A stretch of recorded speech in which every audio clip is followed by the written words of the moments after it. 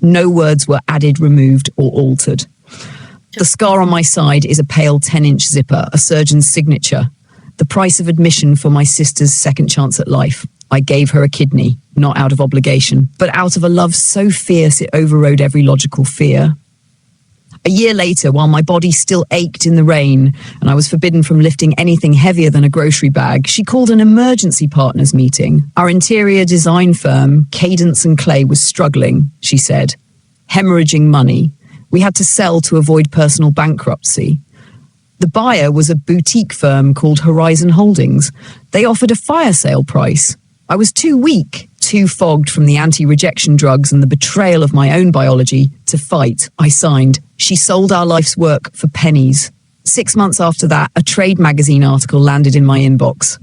Horizon Holdings, following acquisition of Cadence & Clay's premier client portfolio for $4.2 million. The principal of Horizon Holdings was listed as a man named Arthur Finch. My sister's new husband, whom she'd married in a quiet ceremony 3 months before the sale. They used my kidney's recovery time to execute a leveraged buyout of my soul. The profits from our business didn't save us. They bought them a villa in Santorini. She didn't just take my organs, she used the life I gave her to systematically dismantle the life I'd built and sailed into the sunset on a yacht I paid for with my own flesh. Chloe was my big sister, my hero. We started Cadence & Clay together, fresh out of design school. She was the cadence, the client-facing visionary, the charismatic force who won the projects.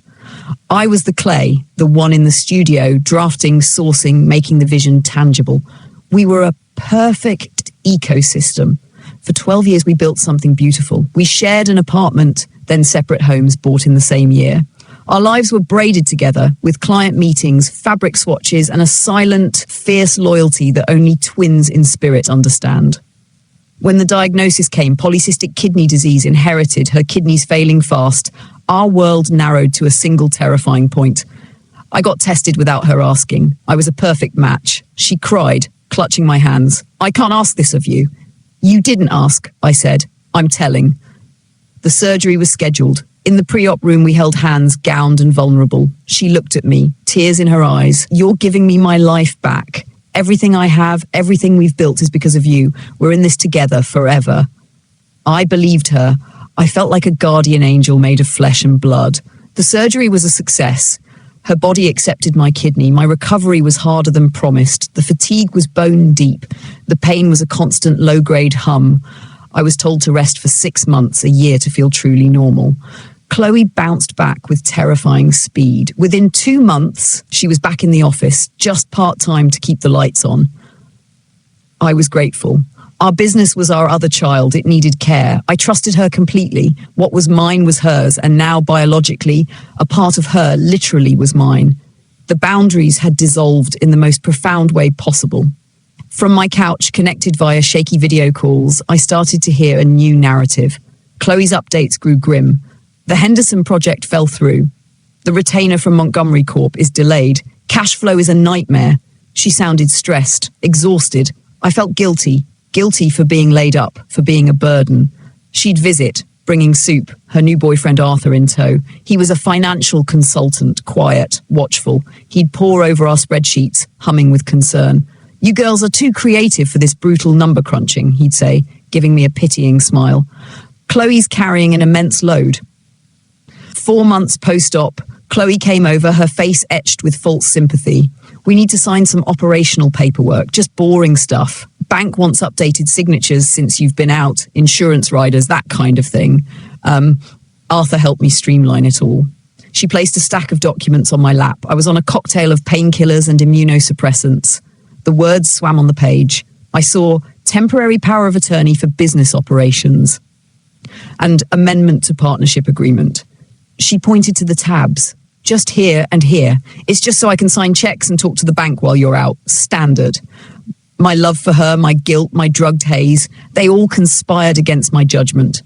I signed. The emergency meeting came 2 months later. I was strong enough to come to the office. It felt alien. Chloe and Arthur were there, somber.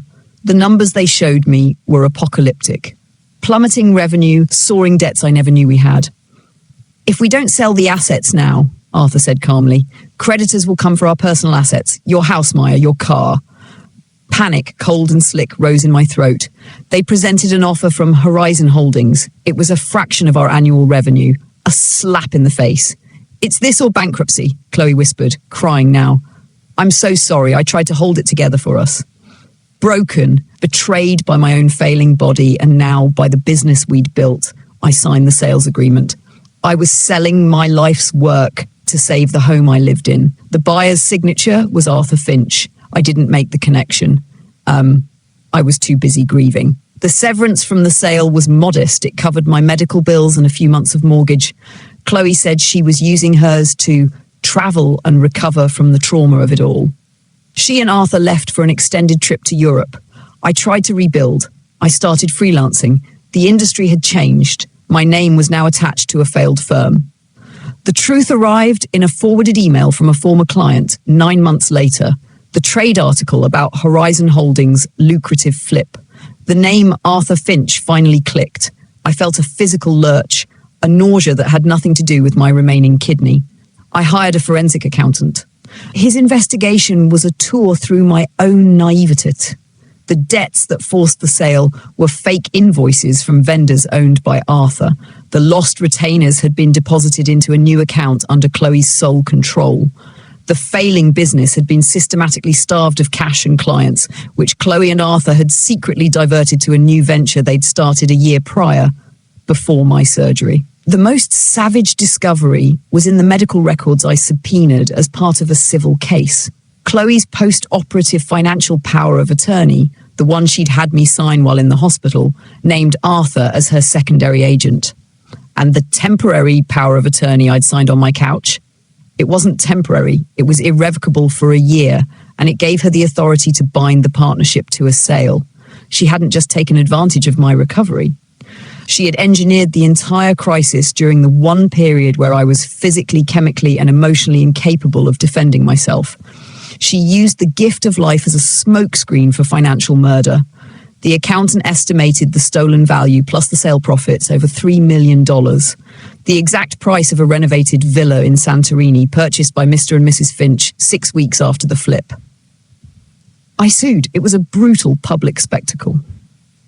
Kidney donor sues sister for fraud was the headline. Chloe and Arthur fought from Greece, their lawyers dragging out the process, knowing my resources were finite. In a deposition video link, Chloe faced me from her sun-drenched terrace, the Aegean Sea sparkling behind her. She showed no remorse, only a cold, legalistic defense. You signed the documents, Maya. You failed to participate in the business during its most critical time. The sale was a necessity you agreed to. Your emotional attachment is not a financial argument. She had become a stranger, a creature of polished stone where my sister used to be. We settled on the courthouse steps. I got a fraction of what was stolen, enough to pay my legal debts and put a down payment on a small condo. The public humiliation was their real loss. Their reputations in our home city were ash, but they didn't care. They lived on an island, literally and metaphorically. The scar doesn't hurt anymore, but sometimes when I'm very tired, I feel a phantom ache where my kidney used to be. Not a physical pain, but a hollow, grieving sensation. Like a part of me is missing, and it's not just the organ. It's the trust, the shared history, the person I was when I believed love was the ultimate currency. She didn't just steal my kidney's function. She poisoned the memory of my sacrifice. I gave her life, and in return, she taught me a vicious lesson. To some people, you are not a sister. You are a spare parts depot and a stepping stone, all in one.